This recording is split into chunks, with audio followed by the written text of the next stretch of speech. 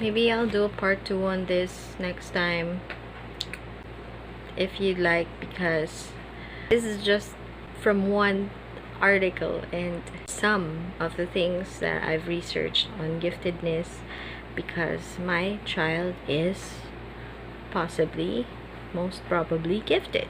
One thing parents of gifted children might have in common is the insane amount of research that one goes through when looking for things that could possibly help them advocate for their child. So I'm gonna share with you just some of the things, some general things that I've found out during this time I've spent reading about giftedness in general. Maybe it can help some of you in some way. One thing I've learned about giftedness is that there's no single giftedness factor, or there's no single unique characteristic to identify giftedness. They may be gifted in any aspect of their abilities. It really depends. It varies from person to person, and there are so many different kinds of giftedness. Like, there are characteristics that are common among gifted children, but there's no just one single thing to say that, oh, this kid's gifted. No, it has to be a compound collection of these characteristics. Gifted kids are just as varied as any other group of kids. There's just no way of classifying gifted kids in a single way. So going back on research, parents need to be able to see what type of giftedness their child is manifesting. And so the parents spend a lot of time doing this mostly. I mean, at least most parents I know, they spend a lot of time reading books about giftedness and just getting a lot more information. Even with that, it is labor intensive because parents spend more time with their gifted kids because it's really needed. Gifted kids are way more demanding when it comes to stimulation. They just need a lot more from you. And there are a lot of research that shows this, that parents of gifted children spend way more time with their kids than other parents. That's because parents have an important role in developing high motivation and taking creative risks with their children, because gifted children are more perfectionists and are very sensitive with their emotions, and so parents need to take a lot more care with their emotions and teach them coping mechanisms and just the proper way to cope with life. And so a lot of parents seek help from early preschool, or like learning apps and games and computer programs and teaching them so early. It can help, but studies show that there's no strong significant evidence on the effect of special preschools and learning programs and early teaching on the advancement of the development of gifted children. It may help, but not by much. The thing that parents should really just focus on is matching their child's pace in their learning. Early entrance to school is just one way to meet the need of a child. Gifted kids identified early, like in preschool, tend to stay ahead, even if not as dramatic as it's first seen. But we parents should nurture that, because it's something that should be developed with them. It's a gift, so they should be able to use it, or they might lose it. That's the thing. Any ability should be practiced, or else it might get dull. Of course, gifted children are children first and gifted second.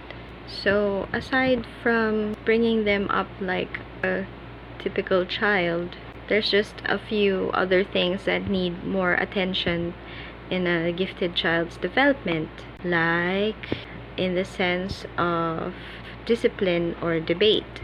They should have structure and consistency, and also give independence in thinking and reasoning. In that sense, the authoritative way of parenting is much more beneficial than an authoritarian or a permissive parent. And another thing to take into consideration is the retention of their motivation to achieve.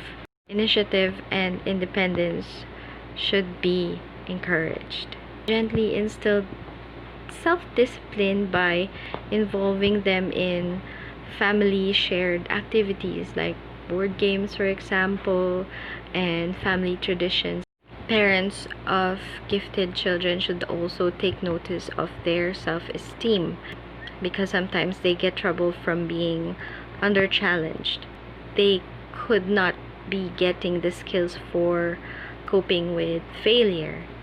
So yeah, if they lose the motivation, they might not be too keen on using their intellect anymore for anything, and might get lazy, like just get the tasks that come easy for them and seek the average kind of achievements, and they might not be testing their limits. And gifted children tend to be perfectionists, so that's something to look out for, because like I said, if they don't develop a way to cope with failure and just strive to be perfect all the time, they might lose motivation for a lot of things. Something to do about that is have them develop a delight in mastering challenging tasks without others expecting too much of them, by letting them maybe set high but attainable goals. And parents should also serve to be models for growth mindset. Maybe Google.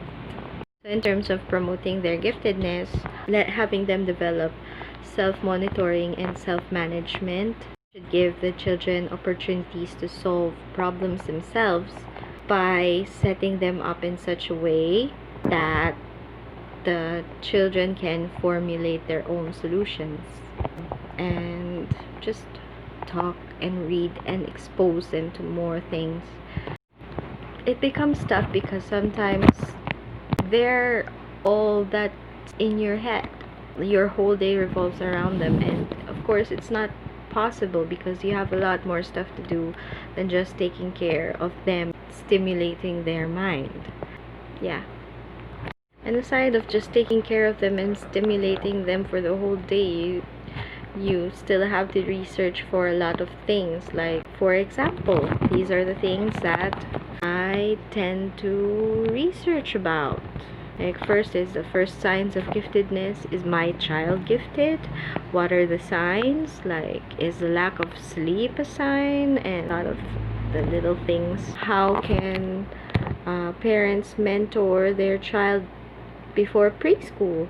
Because of course it's the job of the parent to take care of their kids for the whole time before preschool, and research itself takes time out of our day, and yeah, it's tough. We make mistakes, we're human. And some of the other things that we look for are like things that parents can do to advocate for their gifted kid, because of course some schools don't really listen to parents much because they think that maybe the parents are over exaggerating their children's abilities. It makes sense because sometimes parents do that, but if your child really needs it, that's when the case it's difficult to advocate for them. and also what are cost-effective ways to meet gifted children's academic needs, because of course education is not cheap. Educational materials are not cheap if you don't make them yourself. Not everyone has units in education, and sometimes you also have to research on what are the guides on acceleration. How do you decide if you want your child to be accelerated in school or not? Educational philosophies of the school, like what will best work for your child. Will it be Waldorf or Montessori or maybe Piagetian or like something else traditional? It depends on your kid. And also, one thing to really research about as well is what happens and how to go about it if you are met with resistance. If, for example, your school is not willing to work with you on your child's abilities and their setbacks, there are challenges, of course. Yeah, you see, parents have to deal with all of these, and everyone thinks that it's like smooth sailing because your child is so smart. But it's really not. It's actually more time consuming and expensive to raise a gifted child. I mean, yeah, we're happy that they're gifted. They have these amazing talents and stuff. But nurturing that talent, nurturing their gift is something else entirely. And we as parents, we're human. We have to model the growth mindset. We have to be stable. We have to be firm. We have to be kind. We have to model all these things to our children while taking into account their intelligence, their intellect. And that's challenging in itself already. So, yeah, it's not easy, but we're here and we're trying our best. I'll link some of the information, most of the things I've talked about here, so you won't have to find it somewhere else. Yeah, see you soon. They're so smart, and it's a good thing, but also it's really, really hard.